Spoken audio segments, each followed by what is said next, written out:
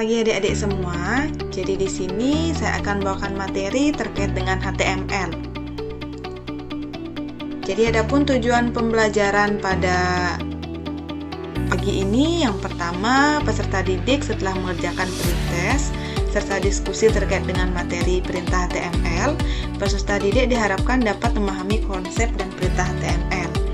Yang kedua, peserta didik setelah mengamati contoh perintah HTML melalui Witri School, peserta didik setelah mengerjakan pretest serta diskusi terkait dengan perintah HTML, peserta didik diharapkan dapat memahami konsep dan perintah HTML.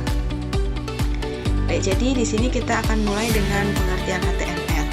Ya, jadi seperti yang terpampang di layar, untuk HTML itu adalah kepanjangan dari Hypertext Markup Language, yang artinya sebuah bahasa formatting yang digunakan untuk membuat sebuah halaman website.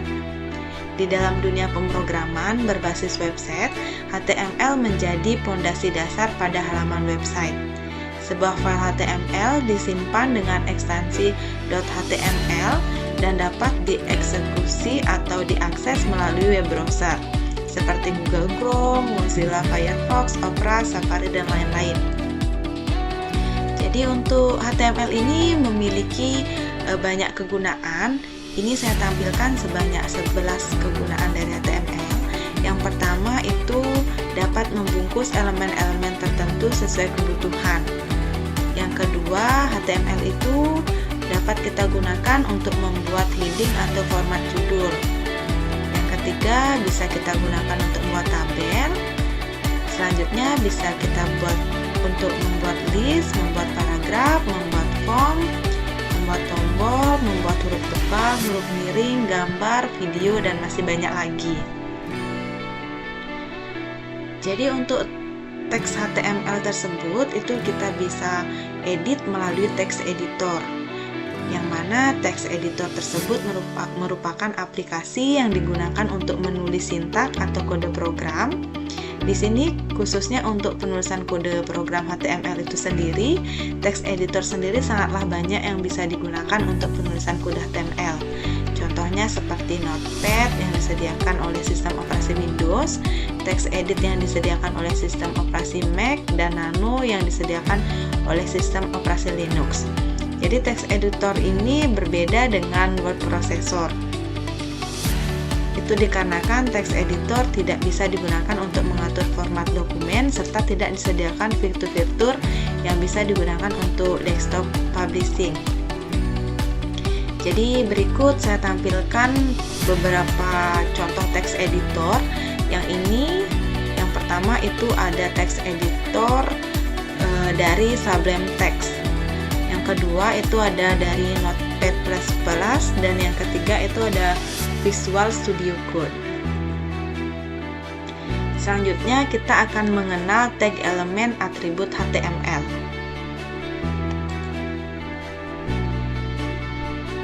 Baik, jadi untuk tag HTML itu seperti di contoh ini ada tag HTML. Jadi tag HTML itu merupakan kode yang digunakan untuk memperkenalkan pada web browser untuk apa teks HTML ditulis. Jadi seperti di contoh tersebut, ini tag HTML itu berisikan karakteristik seperti ini, kurung buka kurung tutup, yang diawali dengan tag pembuka dan tag penutup. Selanjutnya itu ada jenis tag HTML yang akan sering kita jumpai. Ya, jadi ini ada banyak jenis tag HTML, yang mana yang pertama untuk tag pada contoh yang pertama itu bisa kita gunakan untuk memberi sebuah komentar. Untuk yang kedua itu bisa kita gunakan untuk mendefinisikan tipe dokumen HTML. Berikutnya untuk yang ketiga itu kita bisa gunakan untuk saling menautkan dokumen HTML1 dengan dokumen HTML lainnya. Begitu juga dengan seterusnya, ini tag HTML-nya dan ini untuk fungsi dari tag tersebut. selanjutnya yaitu elemen HTML. Ya, jadi elemen HTML ini merupakan isi atau objek yang berada pada tag. Jadi maksudnya isi yang ada di antara tag pembuka dan tag penutup itu disebut dengan elemen. Misalkan seperti dengan teks ini. Jadi pada contoh di atas itu ada H2, pengenalan atribut HTML, H2 strong. Jadi yang mana pada contoh tersebut di atas H2 adalah heading 2 yang merupakan elemen H2 dan isinya itu adalah heading 2. Dalam elemen ini bisa berupa teks ataupun tag lainnya, misalkan bisa kita ubah menjadi link atau dan lain sebagainya. Untuk selanjutnya itu ada atribut pada HTML. Jadi atribut itu merupakan informasi tambahan yang kita gunakan di dalam tag pembuka. Itu informasi yang bisa berupa instruksi untuk memberikan efek warna, ketebalan maupun yang lainnya. Jadi pada contoh ini di sini ada instruksi untuk perapian tulisan. Itu tulisan yang berada di tengah-tengah untuk posisi tulisan. Jadi ini merupakan contoh dari penerapan atribut pada HTML. Jadi untuk atribut HTML itu ada banyak. Ini saya memberikan salah satu contohnya. Untuk lengkapnya itu kita bisa lihat di W3 School. Mungkin akan saya tunjukkan.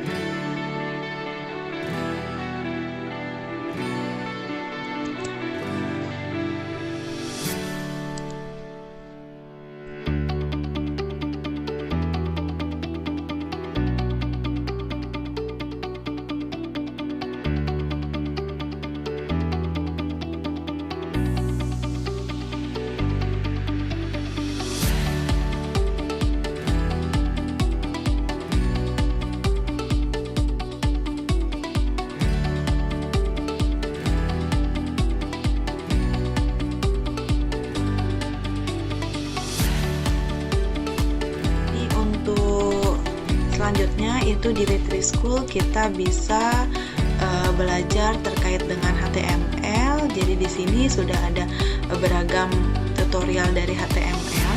Itu dari membuat elemen, membuat atribut, membuat heading, paragraf, style, formatting, dan lain sebagainya. Jadi kita bisa lihat di W3 School ini terkait dengan contoh-contoh sintaksnya.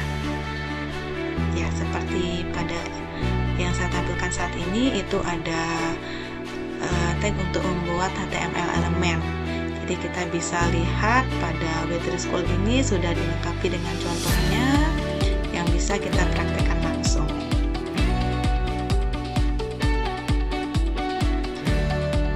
Mungkin sekian yang dapat saya sampaikan. Itu nanti kita bisa lanjut di praktek.